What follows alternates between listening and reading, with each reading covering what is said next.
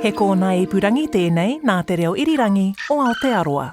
There's two islands in the South Pacific. One is American Samoa, and the other one is Western Samoa. Choo! That's my mom who just said that, by the way. I recognize that, and the other is Western Samoa, and my family's from Western Samoa. And a very proud culture, and sing, and we play ukulele, and we dance. You do sing. You sang in Moana. I did, yes, thank you so much. Kalimaya o oila o wau. That's it. For those of you who don't watch movies and have no joy in your life, this is the voice of Jesus, aka Dwayne "The Rock" Johnson, the highest paid and probably most famous actor in the world, and every Samoan's cousin. Look, Samoans love to sing, and it's not just Dwayne "The Rock" Johnson, it's our rugby players too. You sing for joy, you sing for sorrow, weddings, funerals, the Sunday church service. Welcome! That's how we have to Samoa for the fear! Pasha! Pasha! Go to one!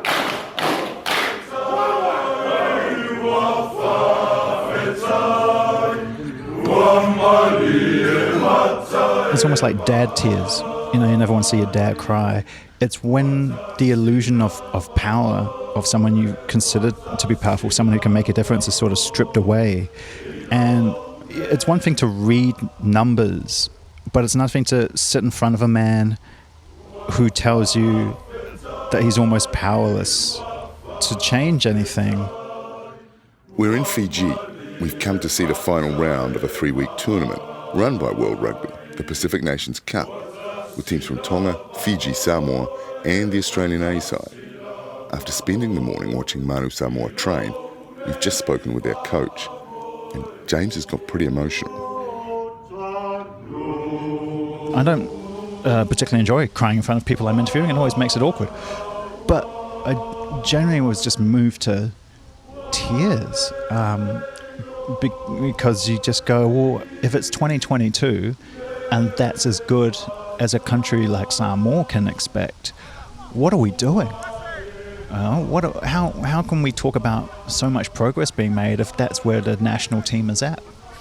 And so, yeah, I'm amazed at the grace that the Samoan coaching staff and players, in the face of that and having to live with that, are still fronting up.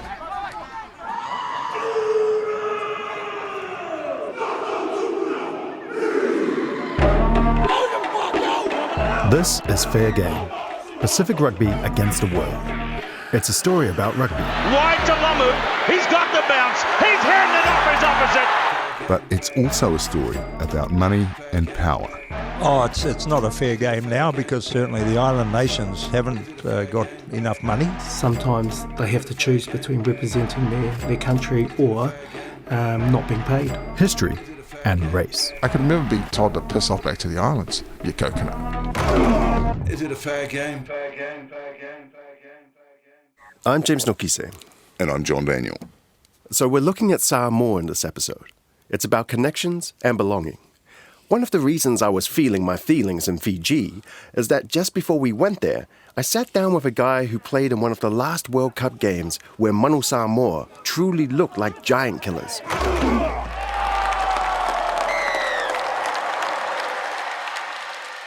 So my name is Kasiano Lialamnua, known by Cass ever since I've grown up. Parents are originally from Samoa.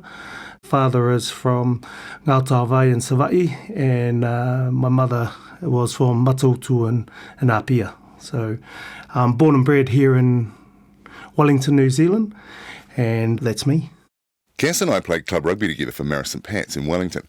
While he would play NPC for the Wellington Lions, after he declared for Samoa at a young age, the trajectory of his career changed. I wanted to play one for the Lions, wanted to be a Hurricane, wanted to be All Black. As soon as I played for Samoa, doors closed here in New Zealand for me.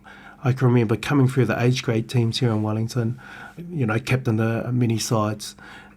Then, as soon as I decided that I wanted to play for Samoa, all that changed pretty quickly, like overnight, I was getting overlooked for teams. Was there any communication about why you were getting passed over? I just know that, and I understand, one is in New Zealand rugby, they will take a player eligible for New Zealand over a non-eligible player. So I became the non-eligible player. Time out. Remember that ruling that came in from 2000 after the Granny Gate scandal we talked about in the last episode? Once players choose an international team, they have to stick with it, meaning guys with dual eligibility had to make a hard choice. In terms of comms, no, there weren't comms, but you understood the rule. So for me, it was a choice I made. I wasn't happy with it. Happy with my choice, just not happy with how it all panned out. Well, how old are you at this point? So when I played for Samoa, I was only 22. Because I'm thinking, look, diaspora to diaspora. Yeah. That is a bit like it's a thing. Yeah. It might not be a big thing in the scheme of things. Yeah. But it's when the nation,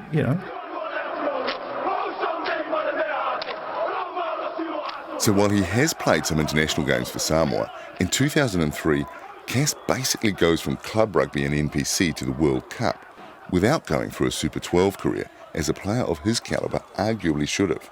And he plays 80 minutes at prop against the eventual champions, England.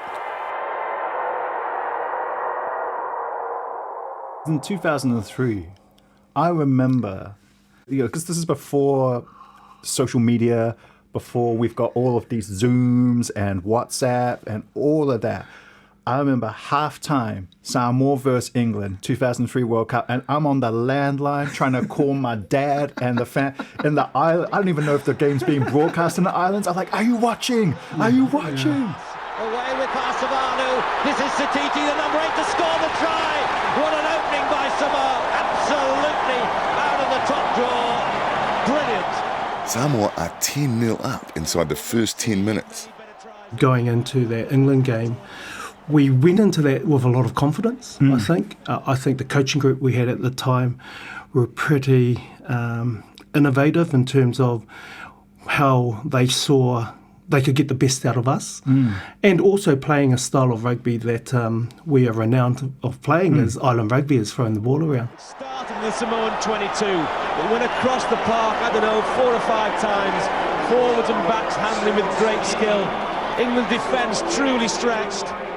In that England game, if you looked across at anybody on that field, as they were up for it, everybody was up for it, and you could just tell that no matter what, people were willing to go to war for each other. But this is a once-in-a-generation England side. Lawrence Delalio, Martin Johnson and Johnny Wilkinson ranked number 1 in the world, and early in the second half, they start to claw their way back in.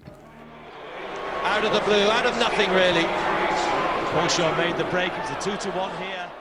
Still, going into the final quarter, Samoa remain in the fight. Almost 51,000 here. Did any of them dream they'd be seeing this? Samoa with a kick to take the lead.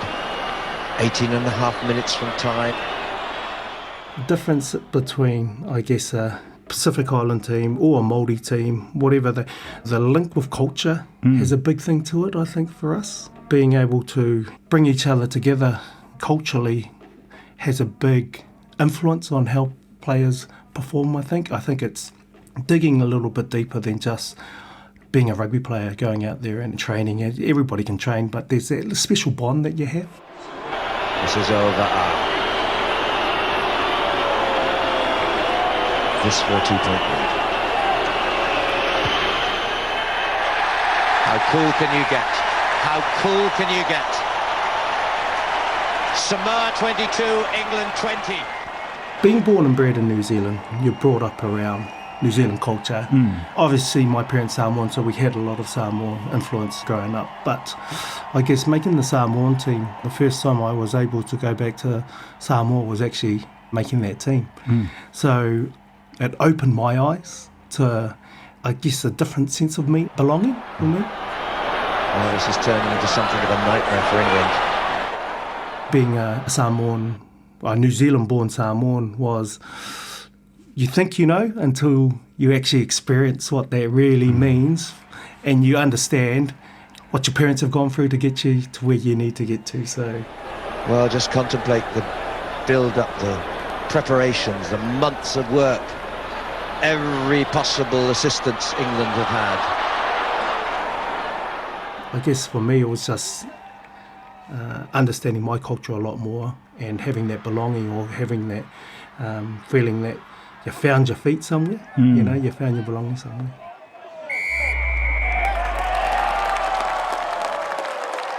Now, in the end, England pull away in the last 10 minutes to win 35-22.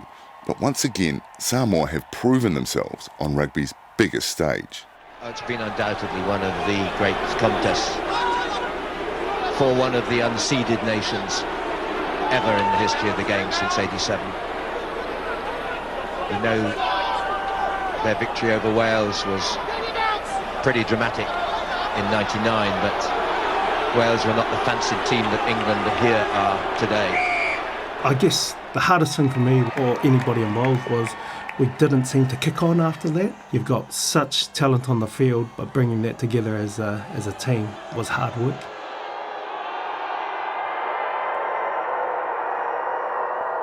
In many ways, that hasn't really changed. We have players arriving during the week of the first game, and some arriving even later due to club commitments and international windows. So the same issues are still facing Samoa's new coach when we meet him in Fiji during the Pacific Nations Cup. Tia talofa. My name is Vawasa Manaia Seilal Mapsua. I come from the villages of Mota'a and Ngataiwai and Savai.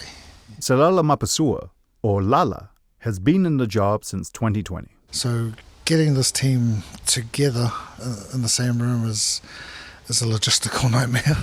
And then when we do come together, we have very, very limited resources. But the biggest one would be time. Lala came from Otago, where he'd been a coaching development officer after a career that saw him play over 50 games for the Highlanders, more than 150 in top-flight clubs in England and Japan, and 26 times for Samoa. What's the difference between the setup you're coaching now and when you were a player? Where do I start? I think the biggest difference is probably the players, the caliber of players. I think this year especially we've been able to call on players who are coming from full-time professional setups. Getting them from that high-performance pressure environments coming into the national team has been gold. We're only 5 metres behind the start line now as opposed to being 10 or 15 metres behind coming into these internationals. Lala says that cultural connection that Cass talked about from back in the day is still the bedrock of the team. First thing is to get them connected in, and it's pretty simple because the Samoa culture is the team culture.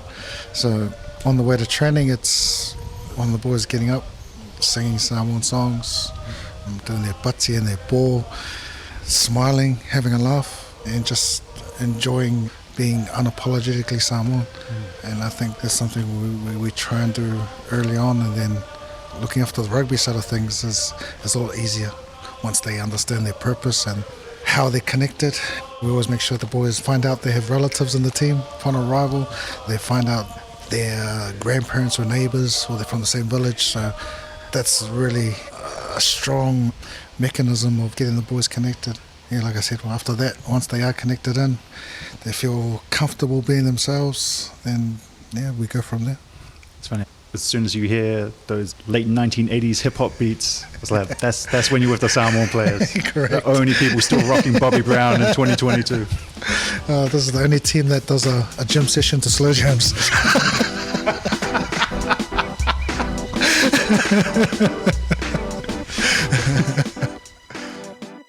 What's the goal moving forward? The goal or the big dream is, for me, is just this team fulfilling their potential. It's been talked about for so many years, and we have some awesome Samoans playing in and around the world, playing for different countries. For me, I want to make this team a team that every Samoan kid aspires to be in. I want it to be their first choice team. I really want One Samoa to fulfill its potential, and potential is quite scary.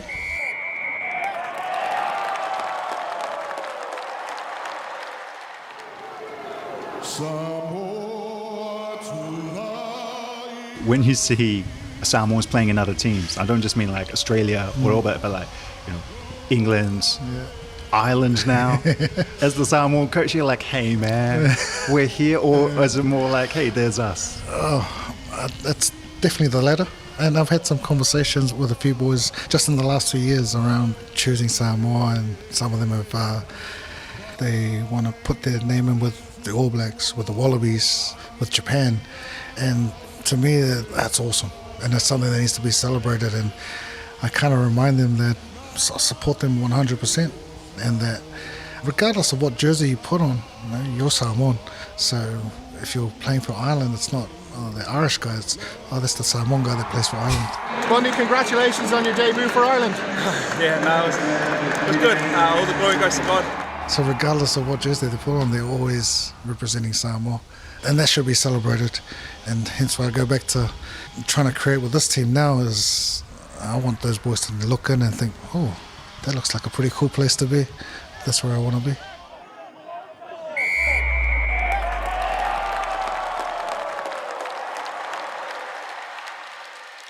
There's an uncomfortable irony in that wish, and in all those overseas players with strong ties to the culture. Because without homegrown professional competitions, realistically, anyone who lives in Samoa, who wants to play for Samoa, has to leave Samoa. None of the current squad play their rugby on island. Our local crew, Rudy Bartley at WT Media in Samoa, went to a Samoan schools tournament in August, and it's pretty clear the kids know the score. Right now, the Super Rugby, many Samoan players, they get scholarship from this kind of tournament, school games. I believe the Pacific teams, we don't get the resources the big nations get, so we can prepare ourselves. And they get scholarship from other clubs from overseas, New Zealand, Australia, and they build up their skills because of the way they are taught to play rugby. And then they play and get a bright future and can also feed their family, While the students recognize the upsides of a pathway to professionalism, there are issues with the way it plays out now. Yeah, Dan Leo, a former Samoan captain, is the head of Pacific Rugby Players Welfare, an advocacy organisation set up by former players that sits outside the traditional associations. He says while there are often strings attached to any scholarship, the inherent disadvantages of Tonga and Samoa are too often exploited. For me, it's just wrong in terms of being conducive to the growth of the game worldwide. If we're ever going to survive in the professional era, particularly as Samoa and Tonga, we need some assistance there, because if a player's got the opportunity to play for New Zealand schools, but it means that they're going to have to do a certain amount of time in the New Zealand system before they can ever come back, players are always going to go for that, because it gives you a lot higher chance to play for a Super Rugby team than playing for the Samoa schoolboys. You're in the shop windows, because I understand that these players are seen as project players, as investments. It's just about where is that line drawn between it being an investment and an opportunity and, as you said, being exploitation.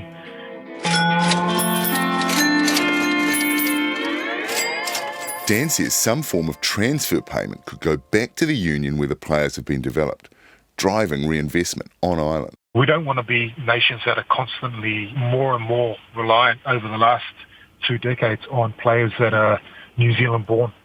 We've heard from a number of people that rugby in Samoa is under pressure, with a slow drift away from the game. For me, it's detrimental to everything that we want the game to be thriving in the islands, and the reality is that it's not in Tonga and Samoa.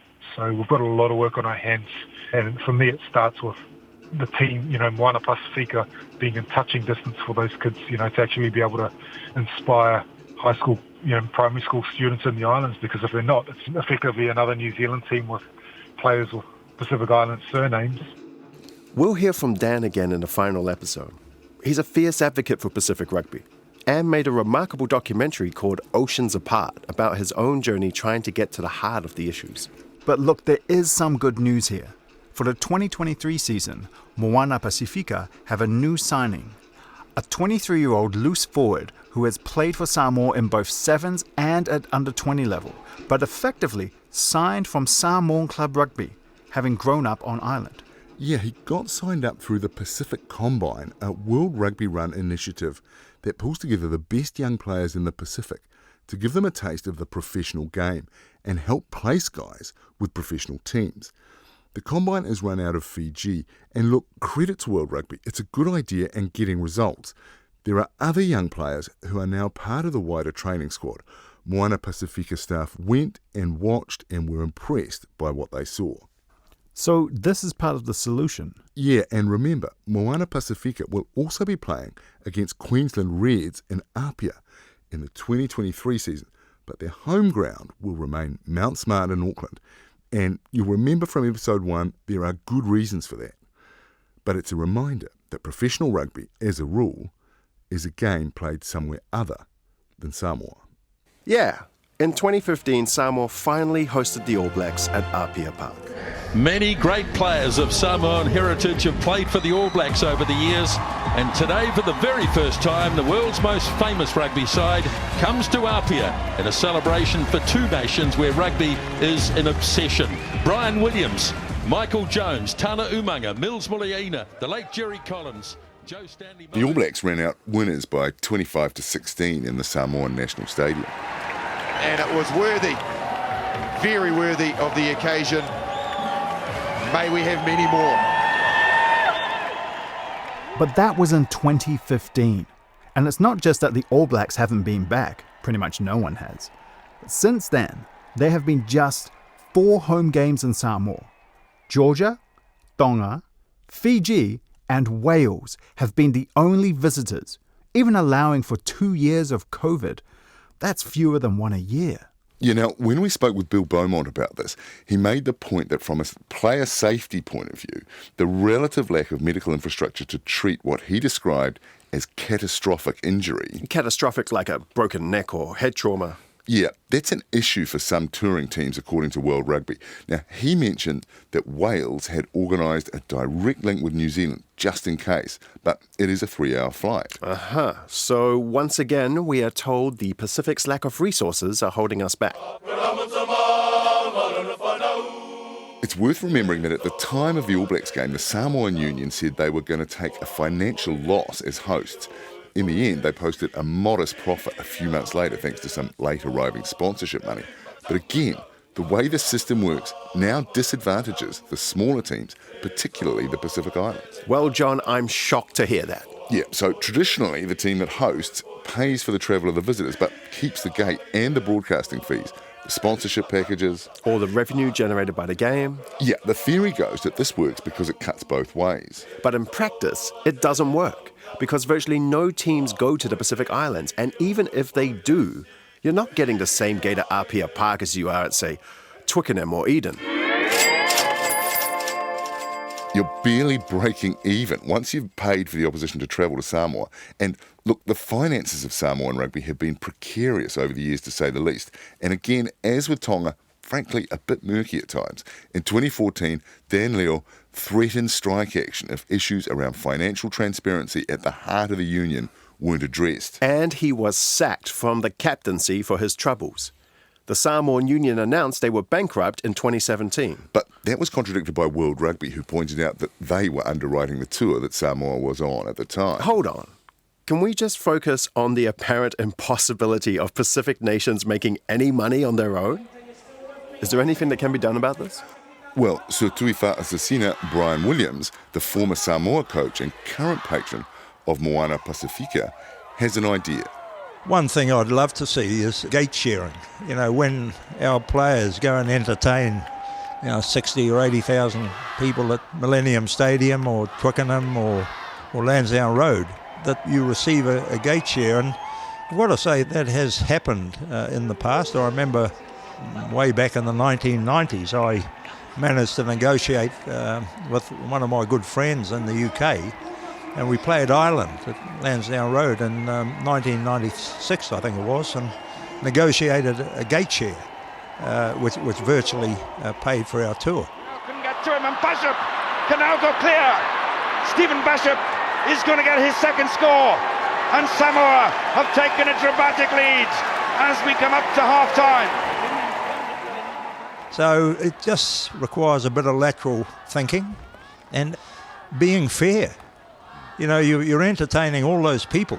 All right, so you guys own the stadium, we'll pay, go halves on the rent, and then we share the rest of it, that sort of thing. So I think gate shares, hopefully, would be a real wonderful change. Yes! Samoa! The Mono are back! Now, John, that sounds fair, doesn't it? Yeah, and in fairness, for example, when Samoa played England at Twickenham in 2017, after that announcement about the bankruptcy, the English handed over £75,000. Okay. Well, that's cool. But just in terms of context, like, how much would the English make from that game? Well, it's hard to say because they've got overheads and all that, and it's hard to roll all the different aspects of the equation into a neat little number. But revenue, just from the gate, would have been somewhere in the region of 100 times that. Each English player was taking away £22,000 as a match fee. Right. So what I'm hearing is that the whole of the Samoan team is worth around 3.5 England players? Is that how we're calculating this now? Look, before the game, the players, led I think by England's Tongan player, Wellington-born Mako Vunipola, were talking about donating £1,000 each to their opposite numbers.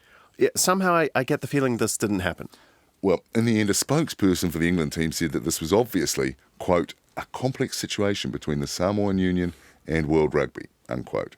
Basically, they didn't want to get in the middle of it.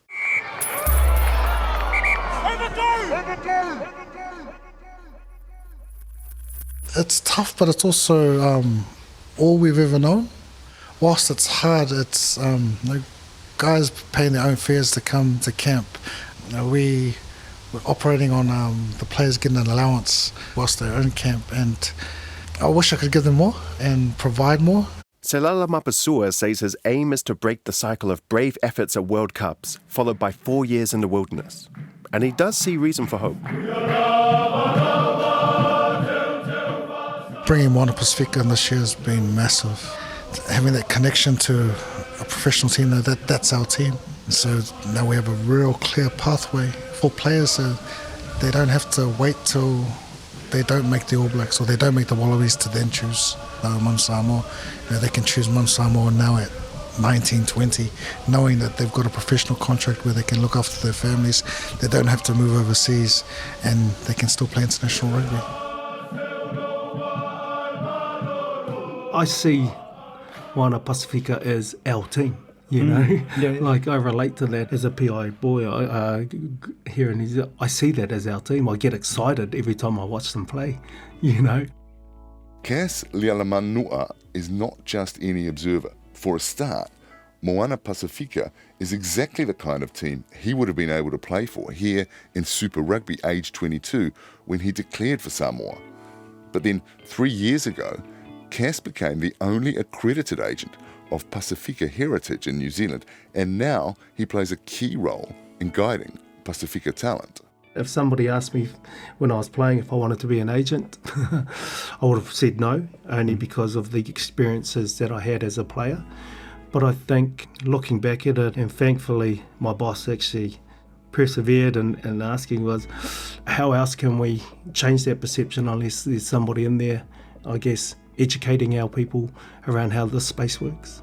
Is there a uniqueness to the job with you being a Pacific Islander? Oh, I think there's a uniqueness to any job, but there is in terms of understanding the Pacific Island culture a little bit better and how we're brought up, because we definitely work differently to Palangis. But like I said before, it's more around, we only know what we know. So for me, it's more, I see myself as more of an information gatherer for people, to be able to understand the space, to be able to make decisions, if that makes sense. And after the 2003 World Cup, Cass's own career took off after he went north for a number of years, to France and the UK. I was like, why haven't I done this earlier? You know, why haven't I just packed up my bags and looked at opportunities? Because I loved it, you know.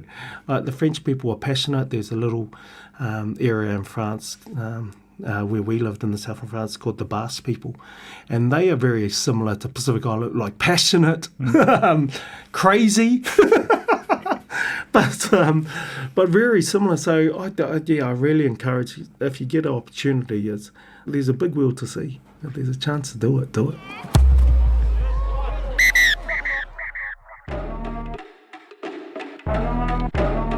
That said, now that it's possible to play Super Rugby for Moana Pacifica, for most players, the difference between club salaries here and in the Northern Hemisphere is pretty small, certainly not what it used to be. Although there's only, 37 to 38 spots at Moana Pacifica, so going north is still a good option for many players. Yeah, and Cass did make the point that while the wages of Pacifica players in Super Rugby will be much the same as their Kiwi and Aussie counterparts, they won't get the top-up fees from their international sides that are the real sweetener. So how does that work? Well, in broad terms, it doubles your money, at least if you're an All Black. Triples or quadruples it if you're at the top level. For example, a high-performing Moana Pacifica player might be on, say, 150 to 180,000 a year for Super Rugby, much the same as an All Black. But a mid-range All Black will also get at least that much again for international duty. And someone like Adi Savia is probably on the best part of $1 million a season. Whereas a Samoan international would be on minimum wage. Well, not even. Say something like $500 a week for the few weeks they're together as a squad. So what's that? $5,000 a year? Is that right? Yeah, max. That's what we've been told by a number of sources. And the European and Japanese clubs go hard at the very top end for what are often referred to as marquee players, the stars. Charles Piutau, reportedly £1 million a year, so best part of 2 million New Zealand dollars. Stephen Luatua, reportedly 1.3 million New Zealand dollars. Those kinds of numbers. They're both ex-All Blacks of Pacifica origin playing at Bristol in the UK, so the very best Pacific players could easily be leaving quite a staggering amount of money on the table by staying with Moana Pacifica, and that isn't right either.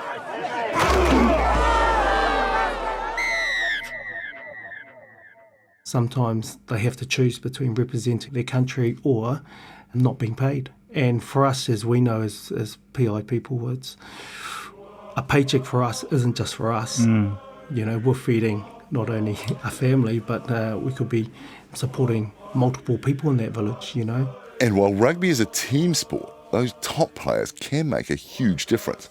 And that's why they can command those eye-watering salaries. What I question is around that, it's are we getting players at their peak, you know?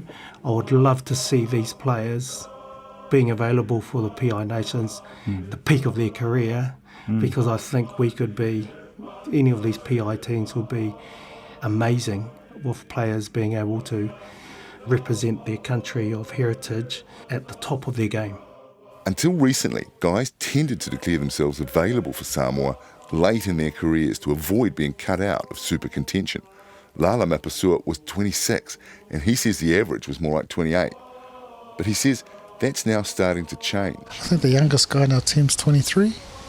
He's a catalyst for us actually bringing in players where they can grow and, you know, a core group of players to build a team around. Ereatere Enare is the third youngest player in the Manu, having just made his debut in the Pacific Nations Cup at 25. He's another with New Zealand roots, including Māori whakapapa, and he was vice-captain of New Zealand's world champion under-20 team in 2017, and spent a number of years with Canterbury and the Crusaders before making the switch this year to his new Super Rugby home. Biggest thing for me was playing for Moana Pacifica this year and just really connecting with my culture, my roots, being around Tongan, Samoan boys, kind of just different perspective on wanting to play for my people. That kind of really pushed me towards wanting to play for the Manu. Having been through the New Zealand system, just in terms of resources, do you see a difference? Yeah, there's a huge difference in resources, and you know, we don't know the ins and outs of how that works, but I think what we can kind of see is that little things like the incorporation of Moana Pacifica and Fijian Drua in the Super Rugby, I think just shows the quality that the Pacific Islands bring to rugby worldwide, and I think bringing that into international rugby moving forward as we start to get more competitive, I believe that somehow that'll contribute towards world rugby pushing more resources towards the Pacific nations, and I guess I hope that's the case. I'm not sure how it really works, and you could only imagine what these teams would be like if we had the same resources as the Tier 1 nations. So yeah, that's the goal, I guess. Is that something you guys talk about with a certain amount of frustration? With our team, no. We love how we operate with what little we have. We've done it, a lot of us, all of our lives. Growing up in the islands, that's how you live. You work with what you've got, and when you produce, it's all the more sweeter as well. Which isn't to say he's happy about the very obvious disparities. We believe that we could be given more high quality opposition to play against leading into World Cup and things like that. We hear things like the All Blacks have around 18 tests before World Cup, starting from this year on, and we've probably got about 6. So just that kind of difference there, it makes a huge difference when it comes to preparation for such a big tournament. Hopefully in the future somehow we start to even that up, because as you see with World Cups like the Rugby League, just the competitiveness across the competition from all the Pacific nations and all the Northern Hemisphere across, it's huge. Why wouldn't you want that?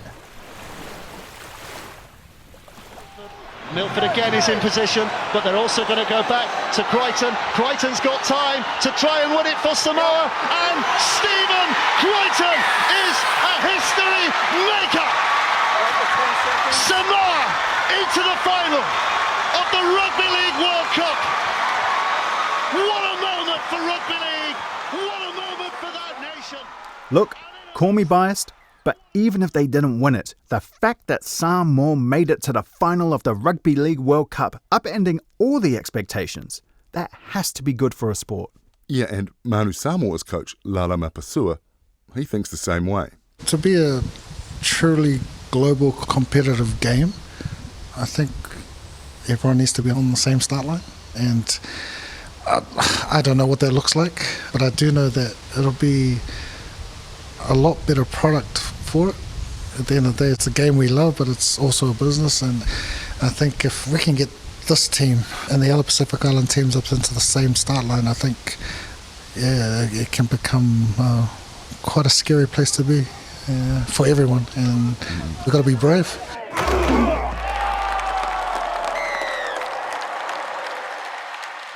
That issue around the lack of games for Samoa and the other Pacific sides is really significant. While the Pacific Nations Cup is better than nothing, we're sick of beating each other up, Tonga and Fiji, and again, if we're only playing each other, it's pretty hard to prepare ourselves to play against the Wallabies or England or the All Blacks. So I'd like to see a little bit more done there, and more games will go a long way. But because their players are contracted to overseas clubs, there's currently very little room to move for the Pacific teams without a unified global calendar. Why is that? Well, as it stands, there are 2 international windows where players have to be available for their national sides, basically 3 weeks in July and 3 weeks in November. Again, the big countries like New Zealand, Australia, South Africa, they don't have that problem because their players are centrally contracted through the national union, who are then free to organise games whenever they want. And that's why, in 2022, for example, the All Blacks have 13 tests, Samoa have 5, and a game against Australia A. The A is for awesome.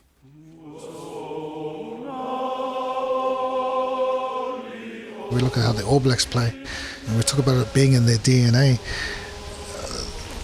The way they play now it's been evolving since day one, and it's because they get that consistency and time together. If we could get that time and be able to give our players what they need to provide for their families, that's a game changer for us. Is it a fair game? So Samoa, on their end-of-year tour in 2022, played Italy, Georgia, and Romania. The Manu are currently ranked 11th in the world, but they get only 1 Tier 1 test for the season. Remember, the Tier 1s are who World Rugby decide are the big boys, although this one was against Italy, who aren't in the top 10 either. Yeah, but Italy, who, in fairness, are going through something of a renaissance under Kiwi coach Kieran Crowley, beat them comfortably, 49-17. Now, the Italians had more time to prepare and they were playing at home, while Samoa had to get together fast. It was the first game of their tour, so always tough to find those combinations quickly and gel, but 49 points. That was quite a blow. Definitely. Although, what I did like was hearing from Monte Ioane after the game, when he scored 2 tries against a team he would have been eligible for via his Samoan father. His mother's from Fiji, by the way, Vinaka. Anyway, Monte Ioane told the website Rugby Pass that someone from the Samoan staff had come in after the game to congratulate him and, quote, "He was so proud of me that I was representing Samoan people on the world stage. He said it was great that I was playing for Italy, and that meant a lot to me." End quote. Yeah, they do walk the talk. But for me, the interesting result was beating Georgia in Georgia, 2019, because there's been a lot of talk about the Georgian team who beat Wales during that autumn window and had previously beaten Italy. Were there any Georgians playing for the other Six Nations teams? Because I saw that every single one of the Six Nations had at least one player of Pacific heritage playing for them. No, although there were no Pacifica playing for Georgia. I'll do the gags, John. Do the Georgians get many Tier 1 games? England, Ireland, Wales, France and South Africa since the last World Cup. Huh. And how did the other Samoan game go against Romania? Pretty comfortable Samoan victory, 22-0 in Bucharest, the Romanian capital. What about the other Pacific teams? Tonga played Spain, won 40 points to 6. They beat Chile 39-10 and they beat Uruguay 43-19. With all due respect, that is not exactly 3 powerhouse rugby nations. What about Fiji? Well, let's not forget that Uruguay did beat Fiji at the last World Cup. But look, Fiji had some good games. They lost to Scotland 12-28, Ireland 17-35, and they beat the French Barbarians 46-14. Now, it is worth noting that there seems to be an interesting correlation between votes and Tier 1 matches in that November window. Tonga, who have no votes, also had no Tier 1 games. Samoa, 1 vote, 1 Tier 1 game. Fiji, nominally 1 vote, but actually 2 Fijians are on the World Rugby Council, and we'll hear from one of them in the next episode. Right, and 2 Fijian votes, they got 2 Tier 1 games. Yeah. Is that just a coincidence? We're going to dig into the voting situation in the next episode. But also worth mentioning is that Japan only 2 votes, but they played France and England, having played the All Blacks at home, not for the first time. The Brave Blossoms fill a big home stadium and they tend to share that nicely. Again, we'll look at the horse trading that goes on in the next episode. New Zealand, at the risk of stating the obvious, 3 votes and 3 Tier 1 games in that November window. But like South Africa and Australia, they played another game in the north outside the window, that Japanese one, pretty much explicitly to make money. Understandably. I mean, I'm sure they need the money. Yeah, look, the thing is, everyone feels like they need the money. And you'll remember how this story actually got worse after we heard about that game against Italy. And that's the only Tier 1 test that we've been allocated between World Cups. So since 2019 and heading to next year, yeah, it's... When I say it out loud, it's actually... Shucks, that's it. My granddad came over on a boat. My dad came over on a boat. I grew up proud, Samoan heritage. That makes me angry. It makes me emotional. I get real angry about that. Yeah. Like, the disrespect. How do you make sure the team doesn't get like me? I hear that and I'm like, I want to swear, man. I'm like, how dare you treat Pacific, who's given so much to the game, 1 test before the World Cup? Yeah. That's amazing. How do you not get like infuriated? I have been infuriated and I still am. I got to make sure that I'm leading these boys, these young men. The only way we can really say anything impactful is by what we do on the field. That's what drives me. That's what I'm trying to drive into the manu, is that there's only one thing that people will listen to, or the people that make decisions will listen to, is by results. And we've tried everything, and again, like you, I'm hearing it out loud again. I'm like, how am I supposed to work with this? And we have gotten angry, James, and then I quickly have to get over that and channel that into the right channels, because that's what's going to get us to the goal. That's what's going to get us to the dream. And I truly believe that. Let's work hard now, and like your grandfather did, like your father did, the pioneers, they went in search of a better future for their families, and that's what we're doing here. We're going and doing things in search of a better future for Mon Samoa, because this is our people's team and they deserve the best. Written and produced by James Nokise, Tale Anderson and John Daniel for Bird of Paradise Productions, Radio New Zealand and Pacific Media Network. Language Program Director, Matt Tufunga. Executive Producers for RNZ, Justin Gregory, Katie Gossett and Tim Watkin. Sound Engineers, Rangi Poick, Alex Harmer and Jeremy Ansell for RNZ, Harrison Edwards at PMN. Music and Sound Design, Anonymous, Faumu Mafu Salapo. Visuals, Manatoa Productions, Anonymous and Krista Barnaby for RNZ. Additional reporting by Life Mavono. Additional sound recorded by Rudy Bartley at WT Media in Samoa. Special thanks to Don Mann, Louis Villasoni, Langipoiva, Cheryl Jackson, Jori Hoane, Josie Campbell, Elijah Fa'afio and Ingangaro Whakafi. Thanks to Sky Sport, TVNZ, TV3 and Discovery for game audio from TV broadcasts.